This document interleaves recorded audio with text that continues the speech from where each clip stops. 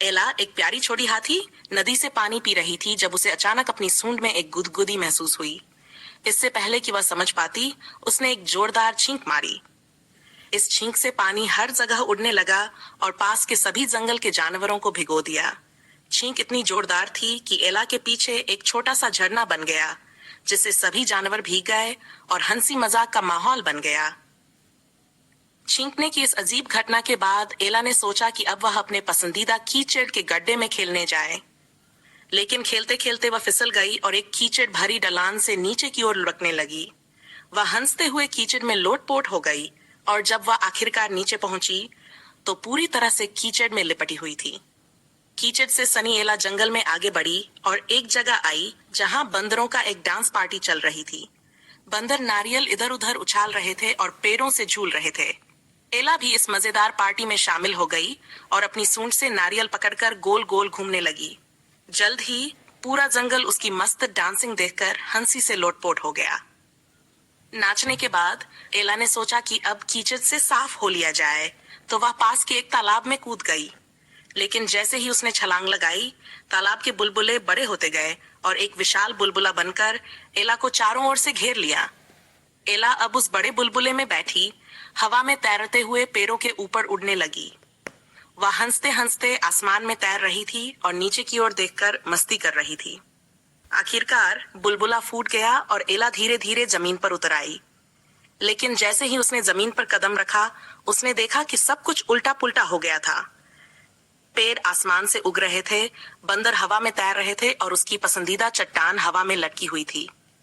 एला ने अपनी सूंड से अपना सिर खुजलाया और सोचा, ये क्या हो रहा है? शायद यह कोई जादुई जंगल था जहां हर चीज उल्टी हो गई थी। एला का यह जंगल दिवस बिल्कुल अजीब, मजेदार और यादगार बन गया था, जिसे वह कभी नहीं भूलेगी। हॉली का मजेदार दिन फार्म पर। फार्म पर एक सुनहरी सुबह थी और हॉली, एक शरारती और जिज्ञासु घोड़ी, तैयार थी अपने दिन की शुरुआत करने के लिए। आज कुछ खास था। सुबह से ही सब कुछ उल्टा पुल्टा हो रहा था। हॉली को अपना नाश्ता करना था, लेकिन जैसे ही उसके ओट्स परोसे गए, वे बाउंस करके कटोरे से बाहर कूद गए। हॉली हैरान हो गई और उसने तेजी से उन ओट्स का पीछा करना शुरू कर दिया। फार्म के हर कोने में ओट्स भाग रहे थे और उनके पीछे पीछे हॉली दौड़ रही थी। फार्म के मुर्गे और मुर्गियां भी ये अजीब नजारा देखकर चौंक गए। आखिरकार बहुत भाग दौड़ के बाद हॉली ने अपने नाश्ते को पकड़ ही लिया। नाश्ता खत्म करने के बाद हॉली मुर्गियों से मिलने के लिए उनके बारे की ओर चली गई। लेकिन जैसे ही वह झुककर उन्हें नमस्ते कहने गई, एक मुर्गी ने अचानक उसकी पीठ पर छलांग लगा दी। अब हॉली के सिर पर मुर्गी बैठी थी और पूरे फार्म में हॉली इस नई टोपी के साथ घूम रही थी। बाकी जानवरों के लिए यह बेहद हास्यास्पद दृश्य था और वे उसे देखकर हंस रहे थे। दोपहर में हॉली ने एक बड़ी घास की गट्ठर देखी और उस पर उछलने का सोचा, लेकिन जब उसने छलांग लगाई तो वह गट्ठर किसी ट्रैम्पोलिन की तरह उसे ऊपर उछालने लगी। हॉली हवा में इधर उधर लहराने लगी, उसकी टांगें हर दिशा में फैल गईं और वह जोर जोर से हंसने लगी। शाम होते होते हॉली ने सोचा कि वह ठंडे पानी में जाकर थोड़ा आराम कर लेगी। वह पानी के बड़े टब के पास गई और उसमें डुबकी लगाई। लेकिन जैसे ही उसने पानी में छलांग लगाई, पानी झाग में बदल गया। थोड़ी ही देर में हॉली बड़े बड़े बुलबुलों के बीच गिर गई और उन बुलबुलों ने उसे हवा में उठा लिया।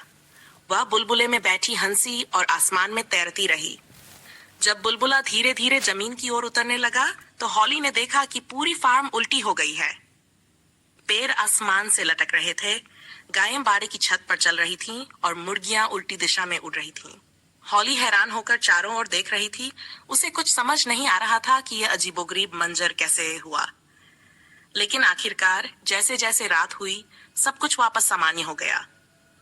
हॉली हंसते हुए अपने बाड़े में लौट आई, ये सोचते हुए कि फार्म पर बिताया गया ये दिन कितना मजेदार और यादगार था। और इस तरह हॉली का मजेदार दिन खत्म हुआ, लेकिन वह जानती थी कि अगले दिन फार्म पर फिर कुछ नया और रोमांचक होगा। सैम और जैक का बड़ा गुब्बारा रोमांच। सैम और जैक अपने घर के अटारी में खेल रहे थे जब उन्हें एक पुराना और धूल भरा संदूक मिला। उत्सुकता से सैम ने संदूक खोला और अंदर से एक रहस्यमयी विशाल गुब्बारा निकला। सैम, जो हमेशा कुछ नया आजमाने के लिए तैयार रहता है, गुब्बारे को फुलाने लगा।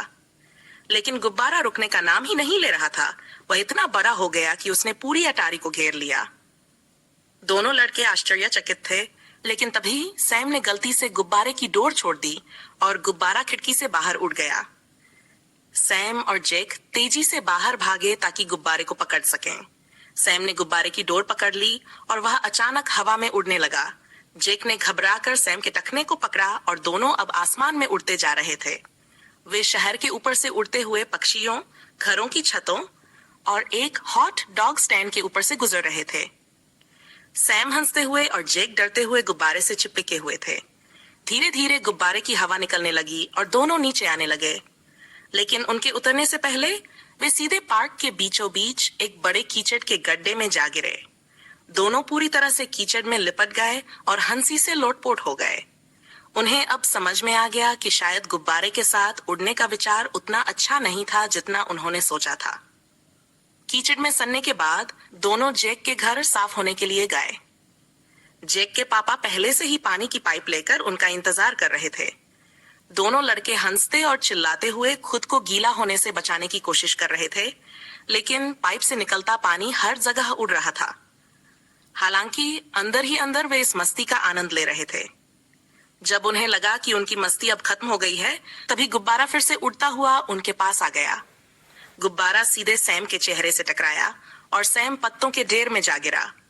जेक हंसते हंसते पागल हो गया और सैम अपनी इज्जत बचाने की कोशिश करते हुए पत्तों से उठकर गुब्बारे को देखते हुए मुट्ठी हिलाने लगा। ये रोमांच भरी दिन दोनों दोस्तों के लिए एक ऐसा अनुभव बन गया जिसे वे कभी नहीं भूल पाएंगे।